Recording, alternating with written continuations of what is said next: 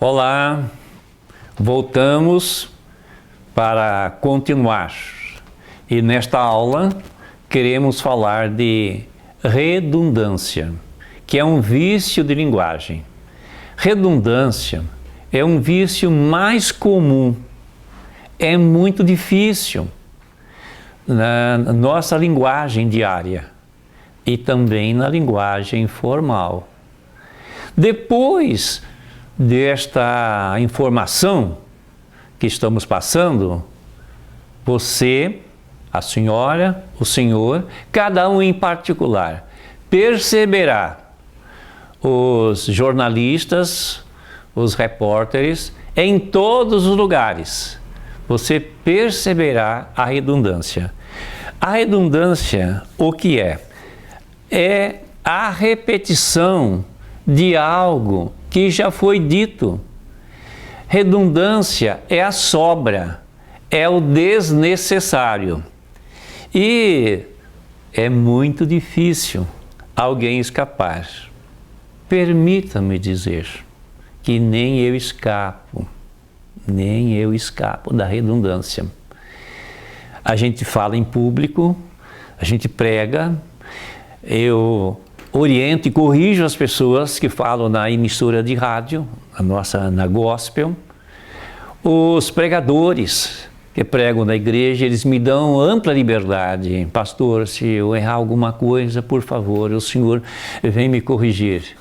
Mas professor de língua portuguesa, eu tenho visto em redes sociais, esses dias um professor muito bom, ele disse o seguinte, porque o pleonasmo ele estava ensinando sobre pleonasmo, sobre gerundismo, que nós vamos falar ainda sobre isso.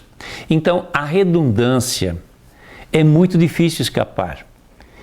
A gente que corrige, às vezes a gente comete, né? É uma coisa que já foi dito. Por exemplo, há 3 meses atrás. Por que eu tenho que falar, se eu já falei indicando o passado do verbo haver, por que eu tenho que falar atrás? Então, é uma redundância. Eu devo dizer há 3 meses só e deixar o atrás de lado.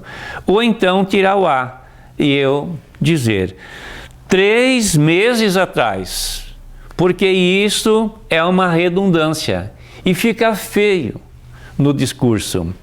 Às vezes falado assim, informal, na família, e às vezes até na pregação, até dá passar, mas na escrita fica muito feio. Nós devemos tomar muito cuidado com a escrita. É outra coisa, elo de ligação.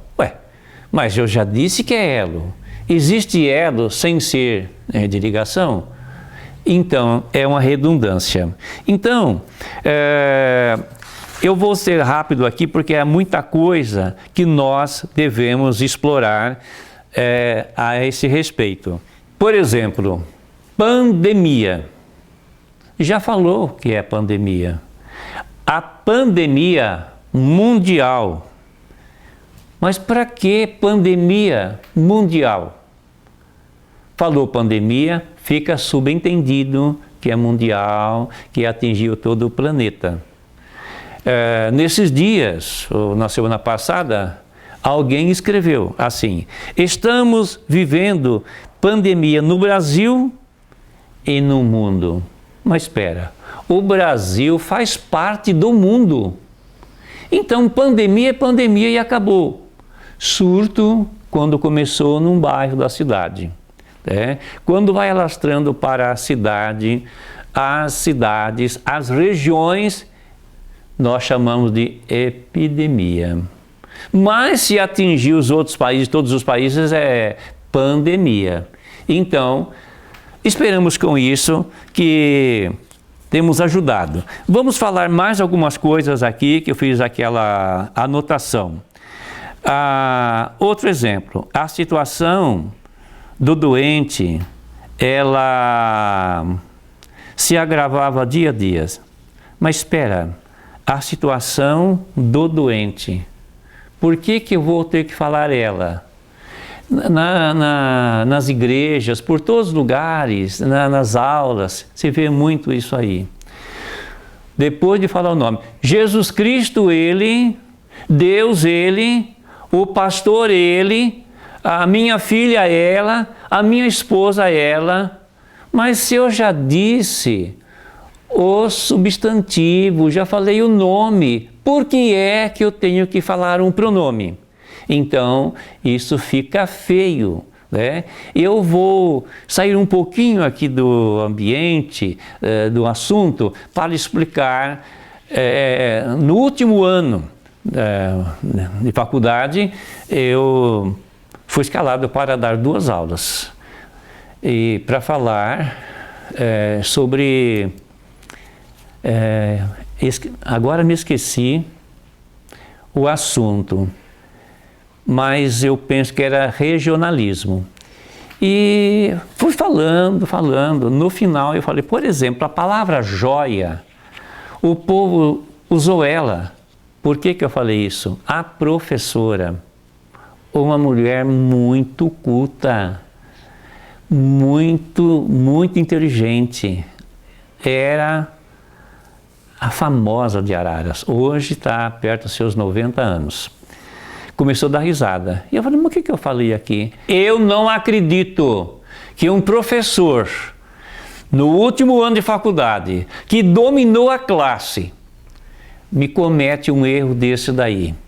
Você cometeu um solecismo e deu também ali uma cacofonia. Eu devia dizer, eu a vi, e não dar a palavra viela. Viela é uma ruazinha estreita, deu também ali uma cacofonia. Então, eu procurei, naquelas 2 aulas, falar assim, de uma maneira formal, de uma forma completa, mas no finalzinho eu cometi esses 2 erros. Então, a gente sempre vai aprendendo. Eu quero rapidamente aqui, temos poucos minutos, falar sobre redundância, que é chamada também de pleonasmo vicioso. Teve um menino homem. Mas escuta, existe menino mulher?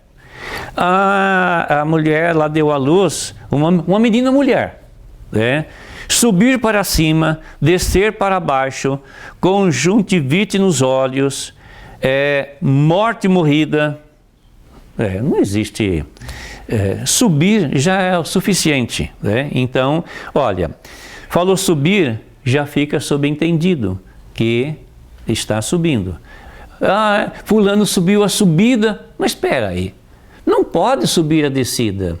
Isso chama-se pleonasmo vicioso. Descer, conjuntivite, plebiscito, morte, plebiscito popular. Mas por que eu tenho que falar popular? Plebiscito já é popular. Outra coisa, hemograma de sangue.